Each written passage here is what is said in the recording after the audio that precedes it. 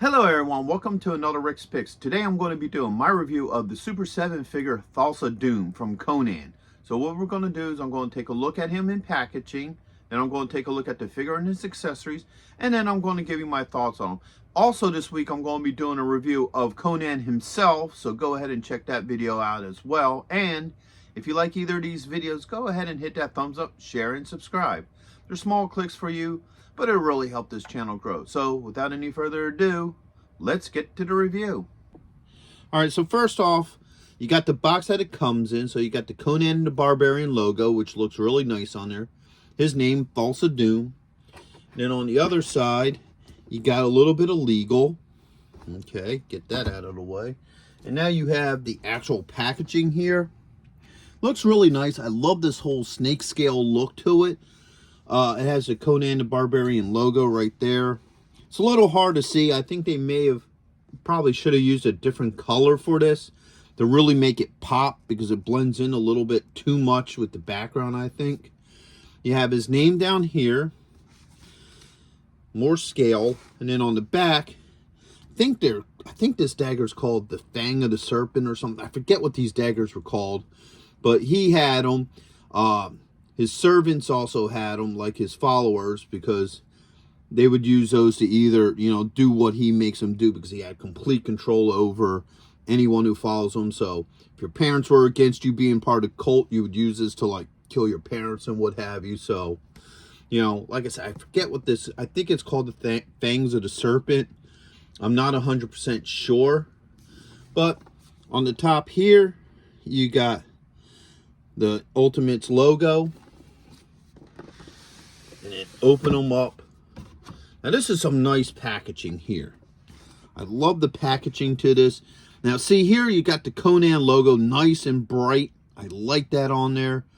You have his name once again. You got this clear packaging here, so you can get a really good look at the figure.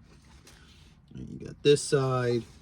You got the back, where you have, the crest of the serpent, which looks really cool. I like how that looks back there.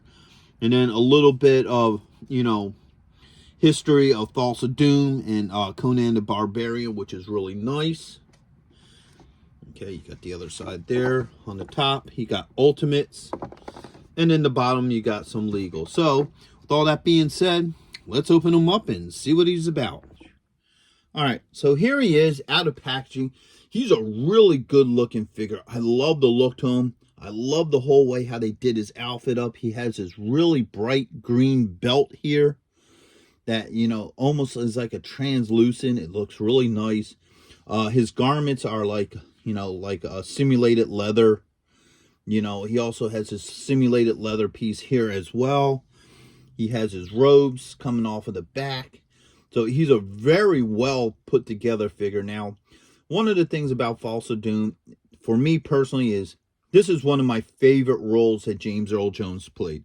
I know a lot of people in the nerd community, we all love the factor that he did the voice of Darth Vader, and, I love that as well. But this was always a role I liked him in best, because this Thulsa Doom has such character to him and personality, and James Earl Jones did some really good acting with this character that made you feel like this character is what exactly he was meant to be, and that was a leader of a cult.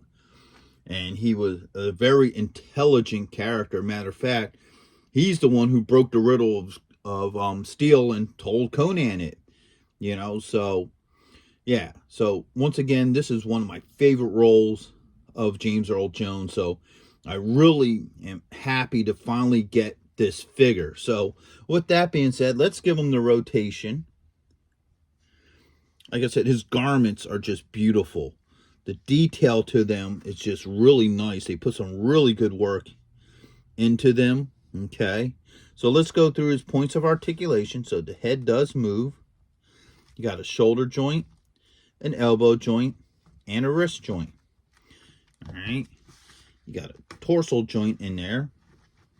All right. I'm going to lift up his robes here a little bit. Wow. Look even underneath. He put so much detail into this, even like the runes and stuff around his boots. So that's really nice. They did some really nice work with the garment. So the leg does have a joint at the thigh. You got a knee joint. All right. And you have an ankle joint. Okay. Now he comes with a couple of accessories.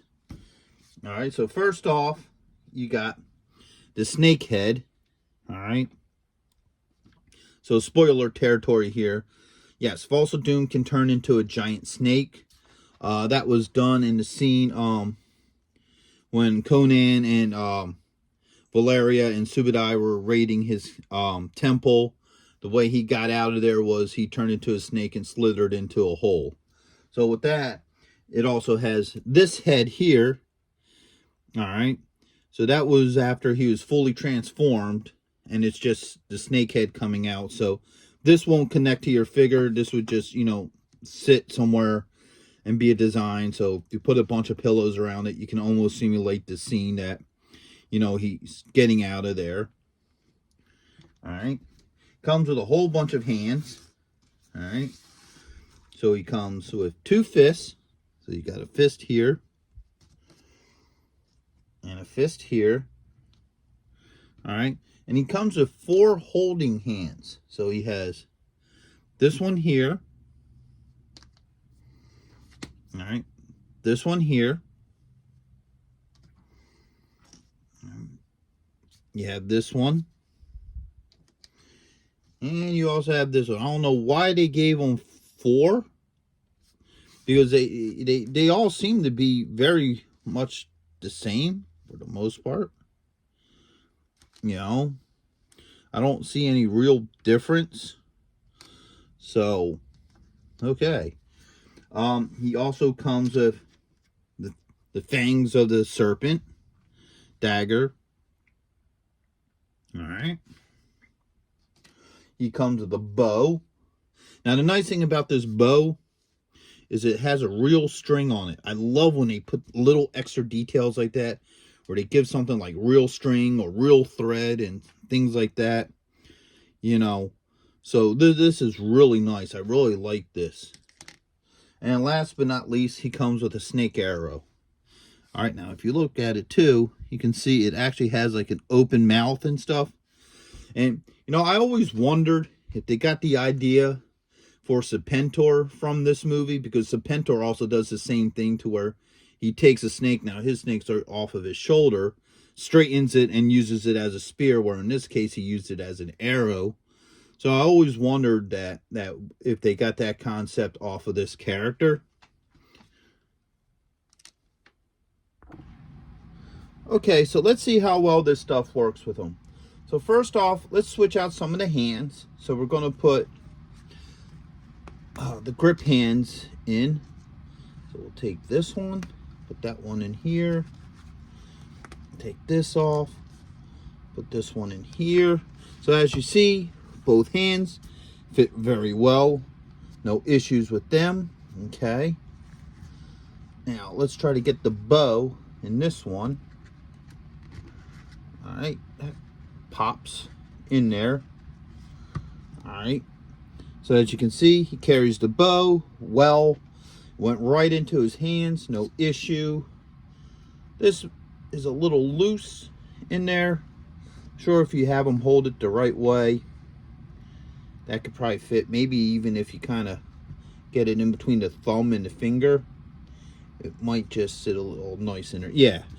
So as you can see, if you put the arrow in between the thumb and maybe the index finger, he holds it pretty well. So that sits in there pretty good. Okay. Remove that. Now let's try the fangs here. All right. So that also goes into his hands. Very easy, very well. No issues with that. So all of his accessories work really well with him. I'm not having any issues with them. So now let's try this second head. All right.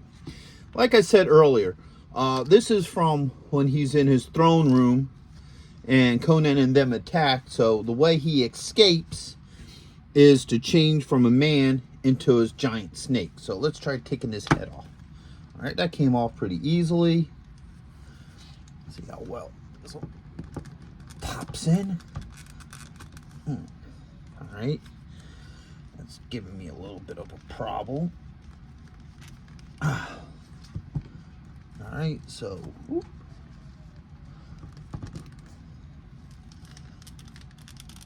All right, so that head is now on, and it turns just like any other head, and also the mouth opens too. So that's really cool. I like how that's done. So if you want them to have the snake head on, you can do that as well. So that's really cool. You may even want to pick up 2 of these, because I think it'd be really cool to have one displayed with the snake and then one with his actual head. So overall, I really love this figure. I think he's a great figure. He looks really nice. He would definitely go great on the shelf with your other Conan figures and movie, memorabilia.